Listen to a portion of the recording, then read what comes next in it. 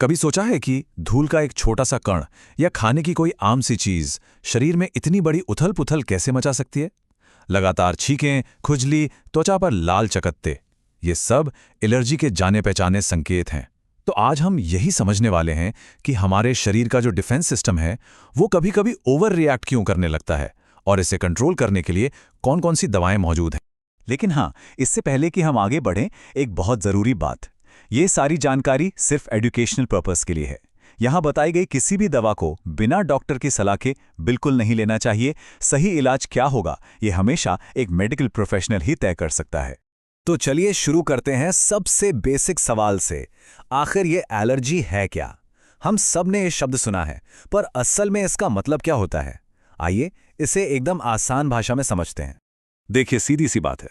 Allergy तब होती है जब हमारे शरीर का इम्यून सिस्टम, जिसका काम हमें बीमारियों से बचाना है, किसी ऐसी चीज को दुश्मन समझ बैठता है जो असल में नुकसानदेह है ही नहीं, और फिर वो उस पर हमला कर देता है। इसे ऐसे सोचिए जैसे शरीर का सिक्योरिटी सिस्टम एक फॉल्स अलार्म बजा रहा हो। मतलब कोई असली खतरा नहीं है, लेकिन अलार्म बजने से पूरे सिस्टम में हड़कंप मच जाता है। बस वही हाल एलर्जी में होता है। तो सवाल ये उठता है कि इस झूठे अलार्म को चालू कौन करता है? वो कौन सी चीजें हैं जो शरीर को ऐसा करने पर मजबूर कर देती हैं? इन ट्रिगर्स को ही एलर्जन कहते हैं, और मजे की बात यह है कि ये हमारे आसपास हर जगह हो सकते हैं। एलर्जन की लिस्ट तो काफी लंबी है। ये कोई दवा हो सकती है, दूध या नींबू जैसी खाने की चीज हो सकती है, घर में पालतू जानवर हों तो उनके बालों से, या फिर धूल, मिट्टी और प्रदूषण से भी। इनमें से कुछ भी शरीर के इम्यून सिस्टम को ट्रिगर कर सकता है। अच्छा, तो जब शरीर का ये फॉल्स अलार्म बजता है तो हमें पता कैसे चलता है? देखिए, हमारा शरीर कुछ खास तरह के संकेत देता है, जिन्हें हम एलर्जी के लक्षण या सिम्टम्स कहते हैं। ये लक्षण अलग अलग हो सकते हैं। किसी को नाक बहने और छींकने की शिकायत होती है, तो किसी की त्वचा पर खुजली वाले दाने या रैशेज हो जाते हैं। होठों या शरीर के किसी हिस्से में सूजन भी आ सकती है, और कुछ मामलों में तो सांस लेने में भी तकलीफ हो सकती है, जो इसे मामूली सर्दी जुकाम से कहीं ज्यादा गंभीर बना देती है। तो अब आते हैं सबसे अहम सवाल पर। इन लक्षणों को कंट्रोल कैसे किया जाए? यहीं पर काम आती हैं एंटीहिस्टामाइन दवाएं। दरअसल एलर्जी होने पर शरीर हिस्टामाइन नाम का एक केमिकल छोड़ता है।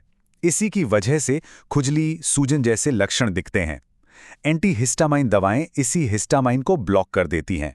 चलिए कुछ कॉमन दवाओं पर एक नजर डालते हैं।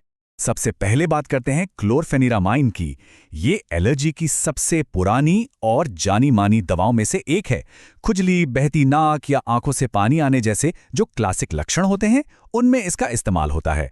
इसकी डोज दिन में 1 या 2 बार तक हो सकती है। अगली दवा है लोराटार्डाइन। ये भी खुजली और आंखों से पानी आने जैसे लक्षणों में काफी असरदार है, और इसका एक बड़ा फायदा ये है कि इसे दिन में सिर्फ 1 बार ही लेना पड़ता है। सिट्रिजिन, ये शायद सबसे कॉमन एंटी एलर्जी दवाओं में से एक है। ये भी खुजली, बहती नाक जैसे लक्षणों में आराम देती है। इसे अक्सर रात में लेने को कहा जाता है, क्योंकि इससे कुछ लोगों को हल्की सुस्ती या नींद महसूस हो सकती है। तो रात में लेने से ये अपना काम भी कर देती है और दिनचर्या पर असर भी नहीं पड़ता। अब है लेवोसेटिरिजिन। इसे आप सेटिरिजिन का ही एक एडवांस्ड वर्जन समझ सकते हैं।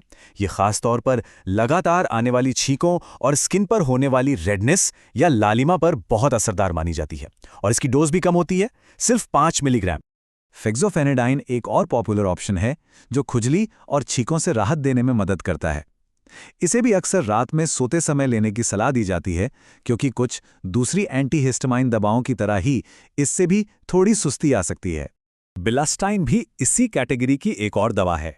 ये भी खुजली, छींकों और बहती नाक जैसे लक्षणों पर काम करती है, और जैसा कि फेक्सोफेनाडिन के साथ था, इसे भी आमतौर पर रात में ही लिया जाता है। लेकिन सोचिए, अगर एलर्जी इतनी ज्यादा हो कि एक अकेली दवा से काम ही ना चले, तब क्या होता है?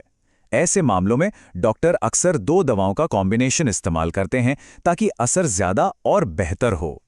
इसका एक बहुत अच्छा उदाहरण है मोंटेलोकास्ट और लेवोसेटिरिजिन का कॉम्बिनेशन। यहाँ पर लेवोसेटिरिजिन तो हिस्टामाइन को ब्लॉक करता ही है, साथ में मोंटेलोकास्ट एलर्जी पैदा करने वाले एक दूसरे केमिकल रास्ते को भी ब्लॉक कर देता है। ये डबल एक्शन अटैक तब इस्तेमाल होता है जब अकेले एंटीहिस्टामाइन से बात नहीं बन रही होती।